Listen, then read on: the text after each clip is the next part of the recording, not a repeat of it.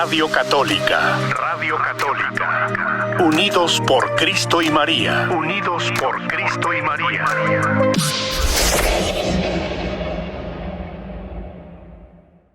Fue una santa mexicana y que desde niña se dedicó a las obras de caridad, y cuando se casó tuvo 9 hijos, uno de ellos fue sacerdote y otra religiosa.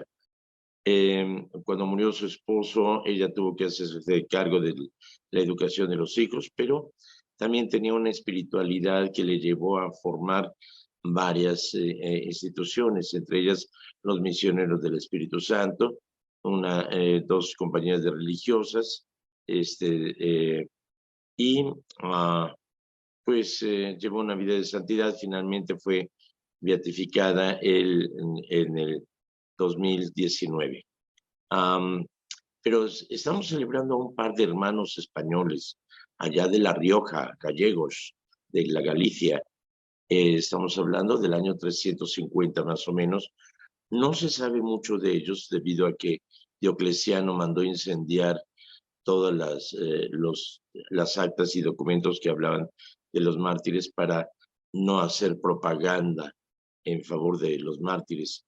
Pero estos eran dos hermanos que eran soldados romanos, allá en lo que es el territorio de La Rioja, en España. Ellos fueron destacados por el troque, que es el emblema máximo destacados por su valor, por su gallardía y por su fidelidad y bravura en el combate, como distinguidos con el máximo honor de soldados romanos. Sin embargo, cuando estuvo la disyuntiva de renegar de su fe o del ejército, es decir, ofrecer sacrificios y honores a los dioses romanos, ellos prefirieron renunciar al ejército y fueron sometidos a las más crueles torturas. Como hermanos, son un ejemplo de hermandad, de fidelidad a la iglesia, y ahí donde ellos murieron, se edificó una iglesia donde están sus restos. Estos son Emeterio y Celedonio. Así que, ejemplo de mártires. Y el Evangelio de hoy nos invita a tomar conciencia de lo que es la justicia. Y Jesús dice, si su justicia no es mayor que la de los escribas y fariseos, no van a entrar al reino de los cielos. Ah, caray, ¿cómo está eso? Miren, los fariseos se apegaban a la ley de Moisés y seguían la ley al pie de la letra, pero nos pide que nosotros vayamos más allá de la ley, por encima de la ley. Se dijo en la antigüedad, el que mate será condenado como reo de muerte. Mas ahora les digo, aquel que le diga imbécil a su hermano es digno de ser llevado al Sanedrín. Y el que le diga raca, que es la tradición de dejo de decir esa palabra, será llevado al fuego del Gehenna. También dice, no tengas nada deudas con tu hermano. Cuando vayas a presentar tu ofrenda al altar y te acuerdas que tienes alguna querella con tu hermano, deja la ofrenda, ve primero a reconciliarte con tu hermano y entonces ven y presenta la ofrenda ante el altar. Y más vale que te pongas de acuerdo con tu contrincante en el camino, no sea que te entregue al juez, el juez al policía, el policía te meta en la cárcel y de ahí no vas a salir hasta que pagues la última deuda. Lo que nos aconseja Jesús es de que, pues, diferencias de opinión y todo puede haber entre nosotros, pero no tenemos por qué reaccionar con enojo, con rencor, sino que busquemos realmente el ponernos en paz. Tenemos derecho a diferir de opinión, pero no tenemos por qué atacar y destruir a quien piensa diferente a nosotros. ¿Me estás oyendo, Andrés Manuel? Okay. No, fíjate que lo que está pasando es de que le ha dado duro contra periodistas, contra la juez Piña, contra todo mundo, y los ataca de una fea manera. Y sus chairos, que son gente que no piensa, que no se entera y que cree firmemente y adora y alaba como si fuera su Dios Andrés Manuel, ha llegado a tal grado de que han atentado contra la vida de Ciro López Leiva, el reportero que afortunadamente su camioneta blindada le salvó la vida, y hay quienes queriendo quedar bien con las instrucciones de Andrés Manuel López Obrador, pues ya amenazaron a la juez Piña y es una amenaza contra su vida. Entonces hay gente fanática que sigue ciegamente a un presidente que ofende, exhibe, denigra y ataca feamente.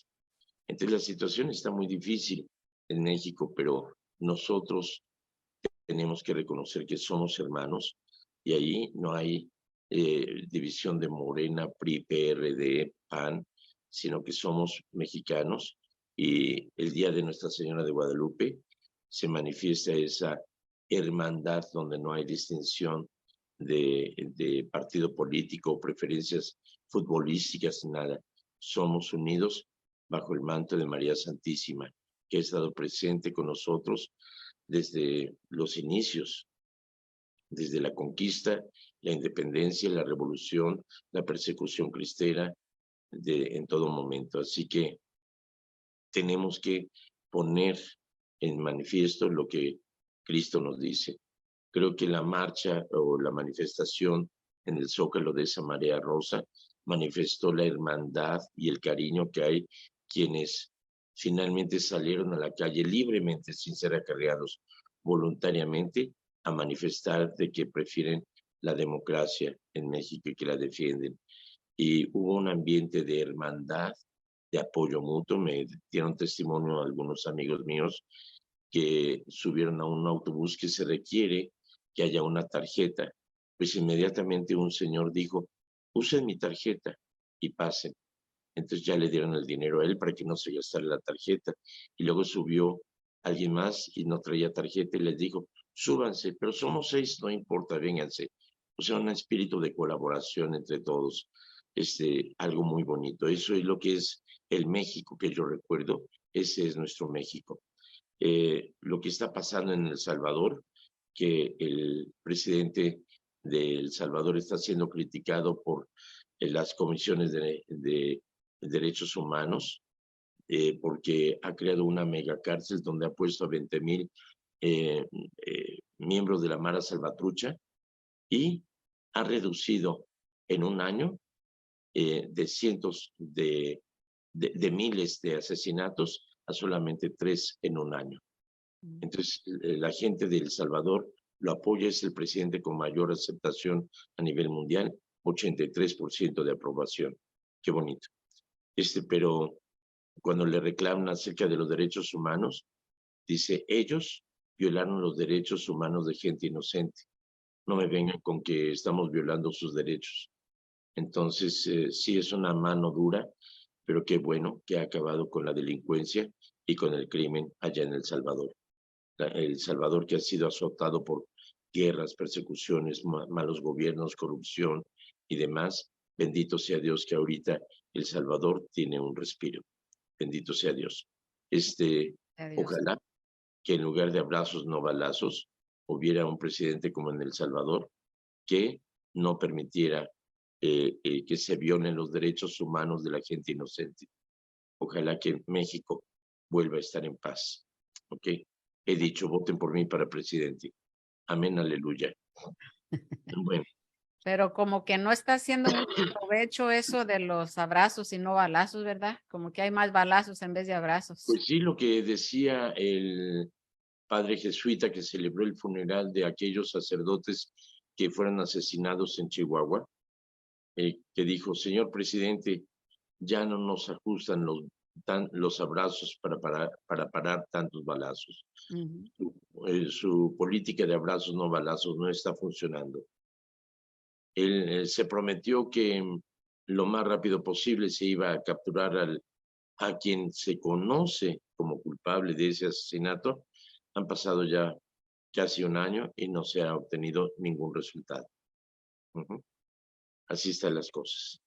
Bueno, vamos, les dije que en los viernes que rezamos el Vía Crucis, y vamos a estar meditando en 2 estaciones por día. Así que vamos a leer ese Vía Crucis que yo escribí. Tercera estación, Jesús cae por primera vez. Y aquí les puse algunas fotografías de quienes han caído por primera vez. Que es el caer en los vicios y en la droga, que es lo más fácil, en la vagancia, en un ejemplo de los que son de la Mara Salvatrucha, la maldad que te lleva a la cárcel, el embarazo de jóvenes, el exceso de la bulimia y las dietas excesivas que te llegan a matar, y vemos precisamente lo que lleva al crimen y que muchas veces se cae por tonterías, ¿no? Si un ciego guía a otro ciego, ambos caerán en un hoyo. Hemos salido temprano en nuestra vida. Hemos salido al camino ignorando las molestas advertencias dadas por nuestros anticuados padres y por las absurdas imposiciones religiosas que no nos dejan ser libres y hacer lo que todo el mundo hace y nos garantizan que es lo mejor. Hemos salido confiados en que estábamos preparados y sabíamos lo que queríamos. Lamentablemente hemos caído. Hemos caído víctimas de nuestra inexperiencia y nuestra petulante actitud de creer que todo lo sabemos y todo lo podemos.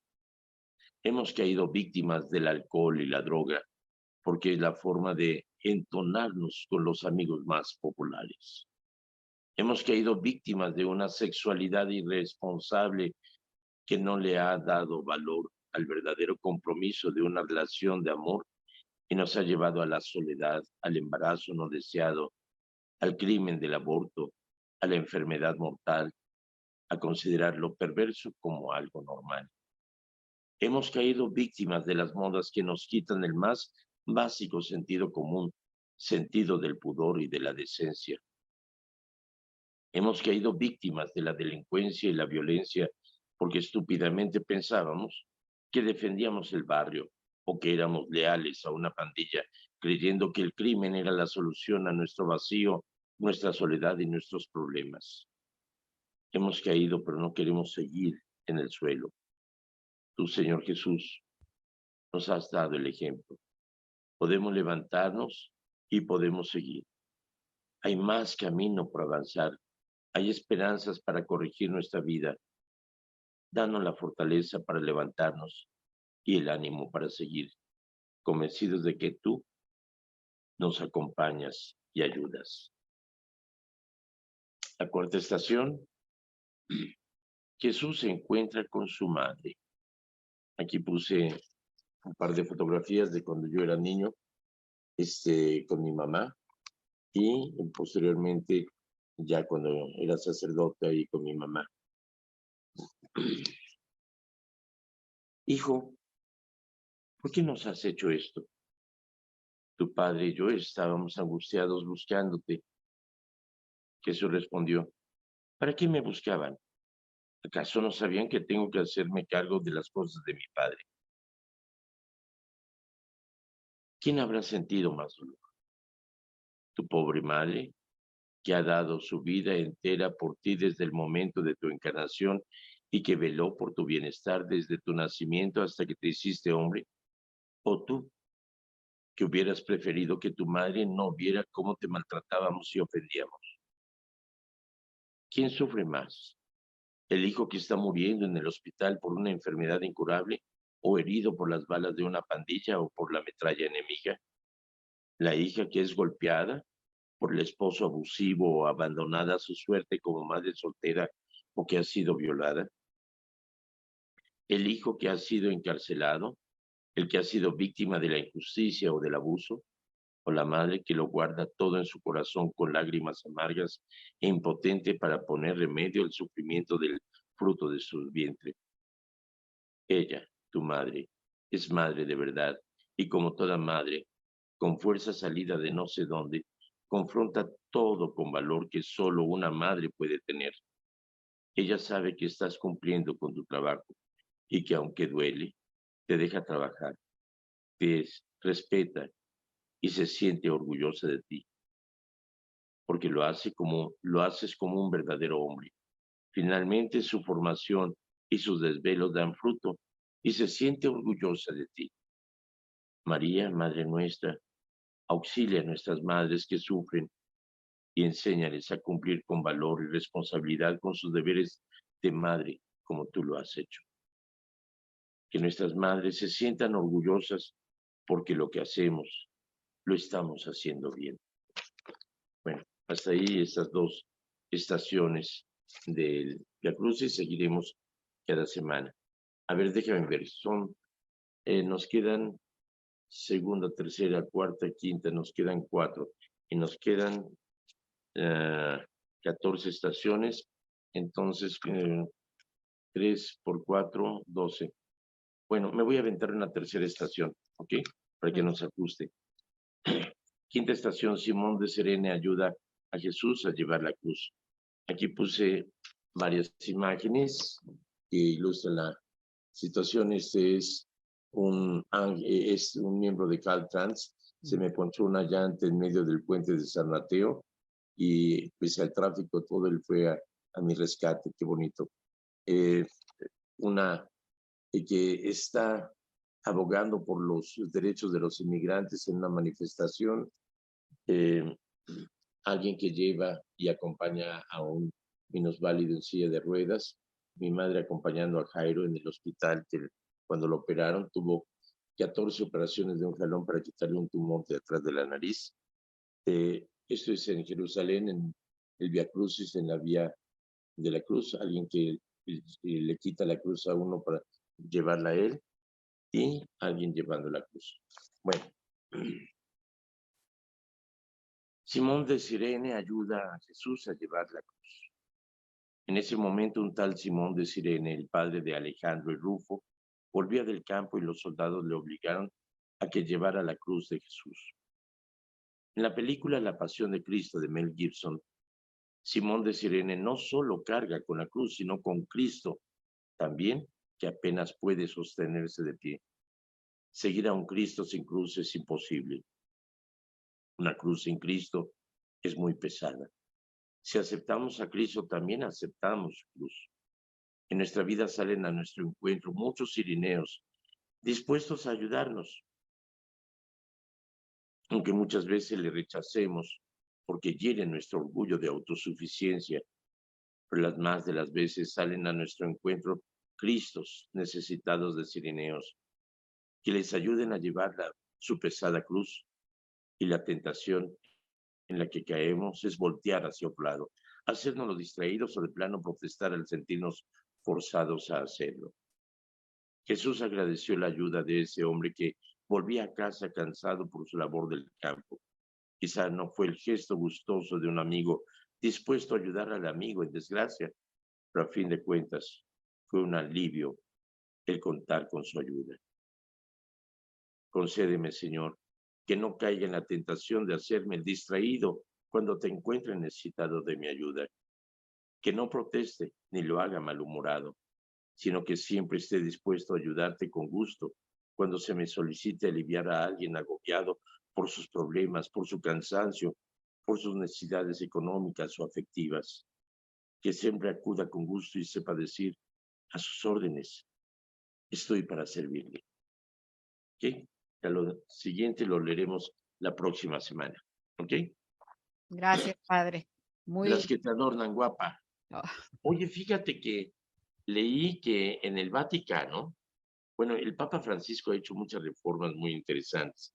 En primer lugar, de obispos para abajo que trabajan en el Vaticano tienen que checar tarjeta. O sea, ya no se trata como cuando le preguntaron a Juan 23, Nikita Khrushchev, ¿cuántos trabajan aquí en el Vaticano? Más o menos la mitad. Entonces aquí no, aquí se trata de que chequen tarjeta y que justifiquen que están trabajando. Pero además ahora, cardenales, obispos y todos los que viven en el Vaticano tienen que pagar renta. ¿Sí? Dicen, no es justo que nosotros vivamos con toda la conformidad y con todo el confort y demás, mientras gente no tiene ni siquiera lo necesario para pagar su renta. Aquí en la diócesis también los sacerdotes tenemos que pagar renta. No estamos viviendo de gratis en la casa parroquial. O sea, yo tengo que pagar $700 mensuales de renta y es muy barato. Pero también tenemos que pagar renta. Es decir, tenemos un salario fijo, todos los sacerdotes de la diócesis del cual dependemos, y que no dependemos de las limosnas o demás, sino que tenemos que conformarnos y aceptar ese salario. Entonces, no podemos ser diferente a la gente a la que le servimos. Y hay muchos sacerdotes muy buenos que de su salario favorecen a personas en necesidad. Qué bonito. ¿Ok? No de lo que entra de la iglesia, sino de su propio bolsillo, ayudan a otros. Eso es algo muy bonito. Así Bueno, es. ahora sí, échame preguntas, chismes, comentarios, aclaraciones, dudas, inquietudes, quejas o qué sé yo. Así es. De ayer quedaron unas preguntas. Dice, ¿cómo explicar que Jesús bajó a los infiernos después de su resurrección?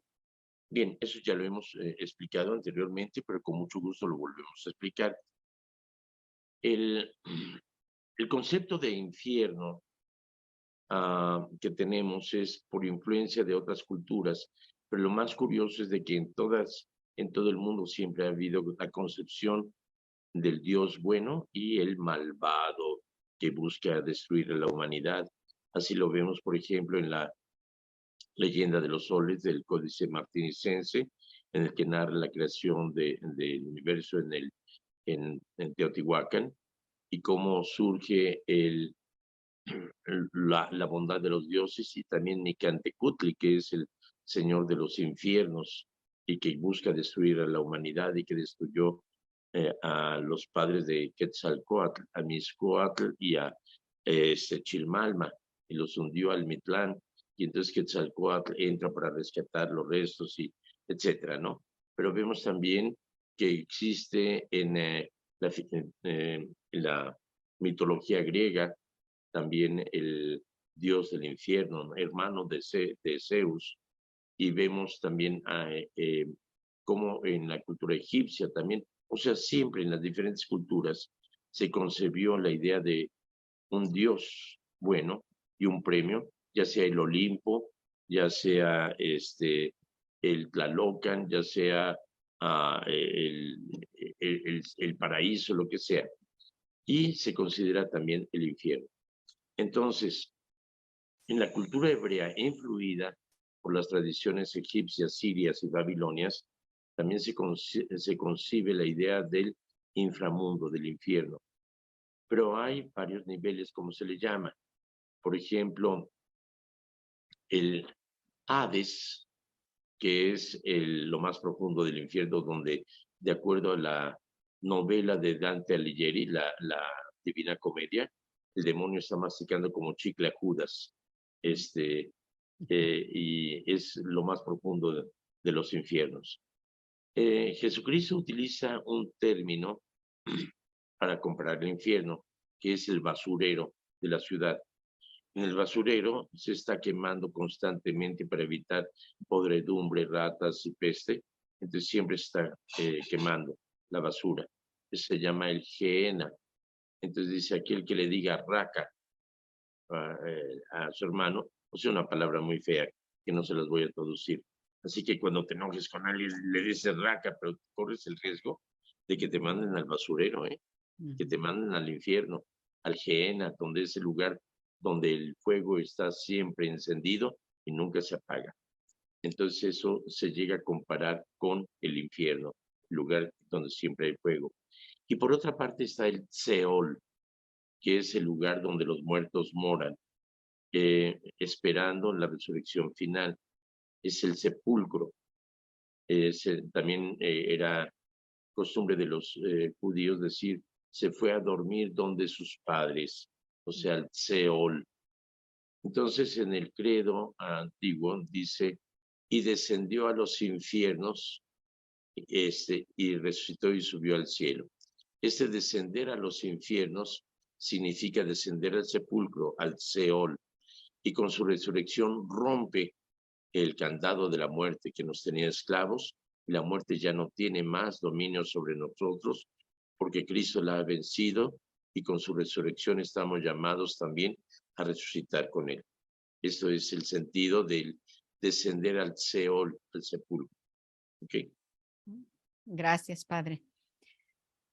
¿Qué pensar o qué piensa usted del uso de la imagen de Jesús o la Virgen en camisetas, zapatos o tenis?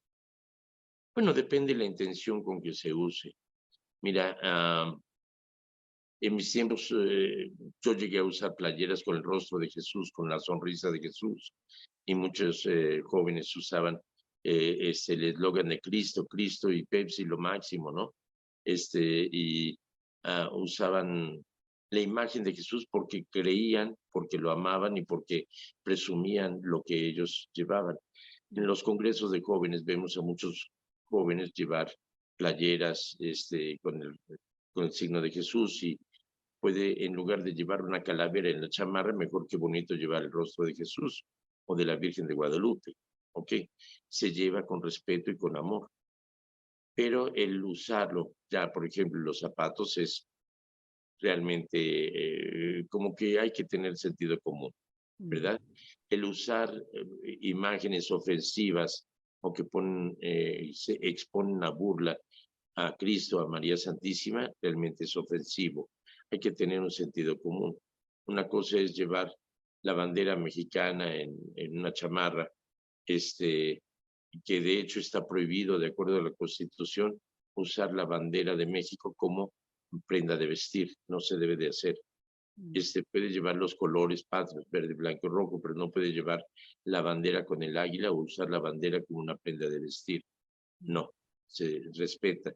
Aquí en Estados Unidos no se tiene ese concepto y usan la bandera de Estados Unidos como traje de baño, como calzones o ropa interior, y no le tienen respeto. Nosotros le tenemos un gran respeto a lo que significa los signos de nuestra nación, y por lo tanto también en la misma forma hay que llevar con respeto la imagen del amor de Cristo y de María Santísima. ¿Ok? Entonces depende el sentido y el uso que se le dé, con prudencia, con dignidad. Así es. ¿Un sacerdote puede elegirse como presidente? De hecho, los ha habido, pero somos muy malos presidentes, los sacerdotes. Yo les digo de relajo, voten por mí, pero nunca me lanzaría como candidato a la presidencia. Somos muy malos presidentes. Está, por ejemplo, Aristegui, perdón, que fue sacerdote jesuita y fue presidente de Haití, y que tuvo que resistir un golpe de Estado y recurrir a ayuda internacional para poder restablecer la paz en Haití. Muy mal presidente, muy bien intencionado, muy buen sacerdote, y por amor a Haití, él se hizo presidente, pero no fue muy buen presidente. No fue corrupto, pero no tuvo la energía o el poder para confrontar a los malvados militares que dieron el golpe de Estado. Por otra parte, en Paraguay hubo un obispo, Lua, me parece, que fue dispensado de parte del Vaticano de su ministerio para poder ser presidente, pero no resultó muy buen presidente en Paraguay. Así que de posibilidad sí podemos ser presidentes, pero tenemos que renunciar al ejercicio ministerial para poder encargarnos de esto. Y tenemos que obtener permiso del Vaticano. ¿Qué fue lo que sucedió en Nicaragua cuando fue Juan Pablo II? Amonestó a Ernesto Cardenal, el padre Ernesto Cardenal, benedictino, por ser secretario de Educación del gobierno de Nicaragua. Entonces lo amonestó porque un sacerdote no puede meterse o sea, tener un cargo político. El obispo,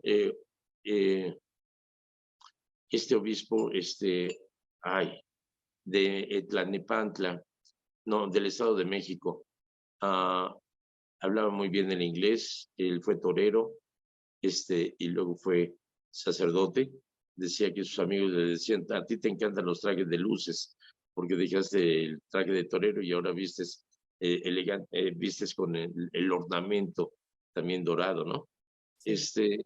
Honorio, el obispo Honorio de Tlalnepantla, él se iba a lanzar como candidato para senador, para diputado, perdón, allá de Tlalnepantla, pero los demás obispos le dijeron, mejor no te metas. Y entonces aceptó, ya era retirado él, ya era emérito, y tuvo que renunciar al puesto, a la candidatura. Así es. Yo digo que como un sacerdote que es consagrado pues para llevar la palabra de Dios y para pues ayudar al pueblo en todas las necesidades que hay precisamente de lo que viene siendo una comunidad, o a veces tienen hasta más comunidades que una. Entonces, yo para mí digo, bueno, pues el sacerdote en cierta forma puede hacer más cosas como sacerdote que como presidente, porque a un presidente pues está bajo ¿cómo se dice? Un congreso, los senadores y todos los que están en el gabinete. Entonces, para poder hacer alguna decisión, siempre tiene que ser aprobado por todo lo que viene siendo el gabinete, ¿no? Correcto. Sí, o sea, el presidente es el que preside la voluntad del pueblo y puede tomar decisiones que dirijan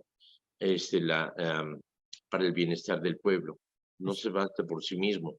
Por eso sus iniciativas deben de ser puestas en consideración ante la Cámara de Diputados y de Senadores. Y en México está el Poder Ejecutivo, Legislativo y Judicial. Entonces, el Ejecutivo es el presidente, el que ejecuta las órdenes o las decisiones que favorecen al pueblo.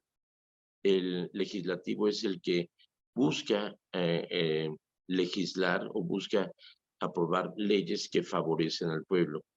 Y el Judicial, que es una institución independiente, no depende del presidente, sino que el Judicial, la Suprema Corte, es la que busca, de acuerdo a la Constitución, aprobar o desaprobar alguna iniciativa de ley. O regir, juzgar. Así es. Gracias, padre. Pedro y Toña Estrada dicen, saludos para todos ustedes. Gracias, Pedro y Toña. Pregunta, ¿cuántas divisiones tiene la Iglesia Ortodoxa y cuál es la mayor diferencia entre católicos y ortodoxos? Gracias y un buen fin de semana. Bien, mira, todo esto empezó desde muy antiguo con el Concilio de Éfeso, acerca de si María es la madre de Dios o es la madre de Cristo. O sea, entendiendo sobre todo que había esas herejías de el monofisismo, en que consideraba que Cristo era solamente Dios y no era hombre, cuando que la Iglesia finalmente proclama que Cristo es verdaderamente Dios y verdaderamente hombre. Pero surge la propuesta de que María no puede ser madre de Dios, sino madre del hombre. Entonces es algo que yo no entendía y que decía, bueno, es que decir madre de Dios significa que es más grande que Dios, que la generadora de Dios, el creador del universo. Entonces, no, está mal puesto, ¿no? Y esto es lo que crea conflicto. María es madre de lo que me decía mi profesor, Jesús Herrera, un gran teólogo. Decía, bueno, ¿tu mamá es madre de Jorge o madre del cuerpo de Jorge? No, pues es madre de Jorge. Pues entonces de la misma forma, María es madre de Cristo en cuanto Dios y cuanto hombre. Es decir, es Dios encarnado que se hace hombre. Entonces viene a ser llamada María, Madre de Dios. Entonces empezó esta división. Finalmente en el año 1050 se separó, pero fue más que nada una cuestión política que teológica. Era la división del poder entre el poder de Constantinopla y el de Roma. Entonces hubo esa separación. Cuando el Papa Francisco se encontró con el patriarca Alejandro, antes del nuevo patriarca ruso, en Cuba, gracias a Raúl Castro, y gracias a Putin también. Hay que reconocer que Putin fue nominado al Premio Nobel de la Paz en 2 ocasiones, pero el Premio Nobel de la Paz no significa que sean angelitos. Ahorita estamos viendo en África, el ganador del Premio Nobel de la Paz del año pasado, ahora está siendo, se ha descubierto toda su corrupción y el manejo de su economía para sostener grupos rebeldes y terroristas. Y ganó el Premio Nobel de la Paz. Pero cuando Juan Pablo II se encontró, cuando el Papa Francisco fue a Cuba, antes de llegar a México, se encontró con el patriarca Alejandro, dijo: hermano, qué gusto volver a reencontrarte, y se dio un abrazo con él.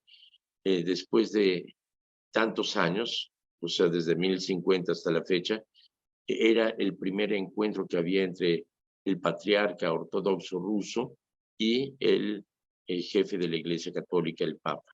Entonces hubo una muy buena relación. Ahora, con el nuevo patriarca ruso, que antiguamente fue espía de la KGB y que ahora es el patriarca de la Iglesia Ortodoxa rusa y que muy aliado de Putin. Cuando el Papa Francisco se comunicó con él vía Zoom, dijo: hermano, somos hermanos, son más cosas las que nos unen y no vamos a hablar de política, vamos a hablar de como hermanos en la fe, porque ambos creemos en Cristo, en la Santísima Trinidad, en la Virgen María. O sea, realmente no hay gran diferencia, pero ha habido esa desunión. Sin embargo, hablaron acerca de la paz y la concordia, pero el actual patriarca tiene nombre de tenis, Adidas, Nike. Uy, no me acuerdo cómo se llama, pero salió diciendo todo lo contrario de lo que habían platicado y apoya completamente a Putin en su invasión a Ucrania. Entonces esto ha logrado que muchos se separen y abandonen la Iglesia Ortodoxa rusa y se unan a la Iglesia Ortodoxa griega y a la Ortodoxa ucraniana. Ahora, esto es la Iglesia Ortodoxa separada completamente de la Iglesia Católica.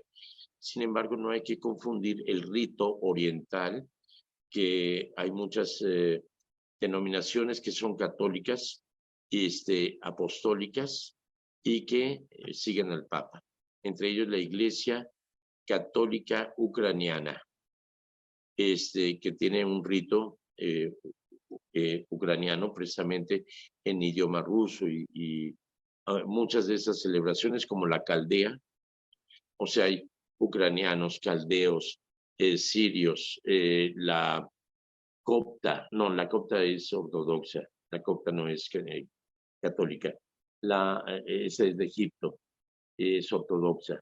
La iglesia melquita, la maronita, la caldea, son ritos católicos, son hermanos nuestros, son hermanos en la fe, siguen al Papa, o sea, el Papa es el jefe de la Iglesia Oriental, y en el Vaticano hay una comisión de las iglesias católicas orientales que atienden precisamente porque siguen el rito al estilo oriental, con mucho incienso, con muchas veces el altar pegado a la pared, las celebraciones en libanés, en griego, en hebreo o en ruso, pero sí, son católicos hermanos nuestros. Espero, Pedro, que te haya contestado tu pregunta.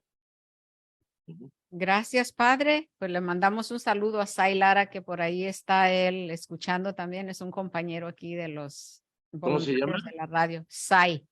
Sai. Mucho gusto, Sai. Sai. Pues ahí nos vemos. Yeah. Y creo que ya no hay más preguntas, Padre. ¿Hay lo que usted nos quiera compartir? Pues nada más que acuérdense que hoy es día de abstinencia de carne, no es ayuno, es abstinencia de carne. No es un caprichito de la iglesia, más bien tiene un sentido de caridad. Cuando se dio era para pedirles a los nobles y a los que tenían acceso a la carne que todos los viernes del año esa carne que se iban a comer se la dieran a los más necesitados de su reino. Entonces, la abstinencia de carne los viernes nos recuerda que debemos de mejorar nuestra caridad y nuestra misericordia en favor de los demás. Así que ojalá que practiquemos las obras de misericordia y que en lugar de comernos una Big Mac, pidamos un filet of fish. En lugar de comernos una pizza de pepperoni, pidamos una pizza vegetariana o una pizza de queso, o que nos hagamos unas quesadillas de cuitlacoche, de flor de calabaza, No, hombre, si hay tantos platillos que no requieren carne. Acuérdense que el pollo y las aves también son carne, ¿ok? Y no es obligación de comer pescado. Bueno, ya, vámonos a volar. Que Dios Todopoderoso les acompañe, les colme de gracia y bendición. En nombre del Padre, del Hijo y del Espíritu Santo. Amén. Y Dios mediante nos veremos el lunes.